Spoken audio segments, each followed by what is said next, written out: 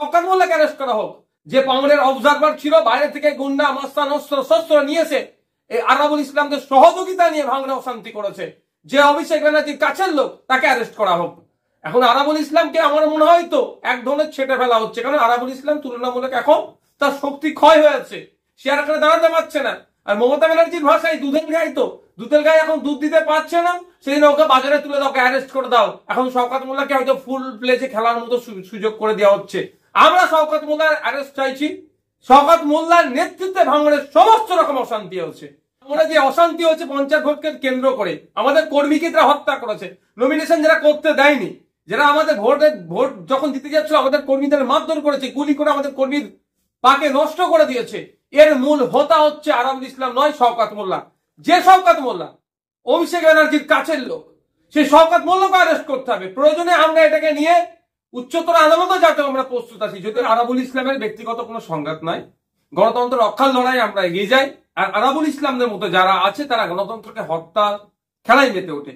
আমাদের দ্বারাই আমাদের পার্টি কর্মীকে খুন করেছিল, সেই জন্য আমাদের দ্বারাই কলকাতা হাইকোর্টে একটা কেস করেছিলাম। শুনলাম নাকি সেই কেসের ইনভেস্টিগেশন চলছিল, যদি আমরা সিবিআই ইনভেস্টিগেশন চেয়েছি, যদিও কোর্ট দেয়নি। তো কেসটা কোর্টে রান করছিল, খুব তাড়াতাড়ি কেসটা উঠতো, কোর্টকে কি জবাব দেবে সেই জন্য হয়তো অ্যারেস্ট করেছে আরাবুল ইসলাম সাহেবকে।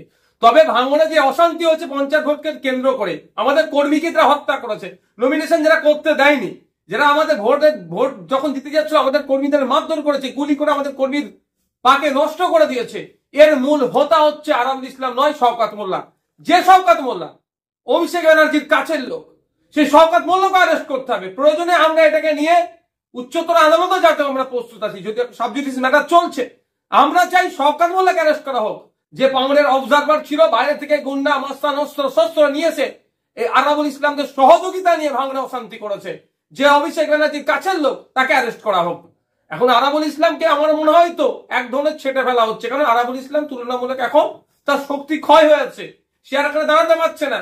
আর মমতা ব্যানার্জির ভাষায় দুধের গায়ে, তো দুধের গায়ে এখন দুধ দিতে পারছে না, সেই ওকে বাজারে তুলে দাও, অ্যারেস্ট করে দাও। এখন শওকত মোল্লাকে হয়তো ফুল প্লেজে খেলার মতো সুযোগ করে দেওয়া হচ্ছে। আমরা শওকত মোল্লার অ্যারেস্ট চাইছি।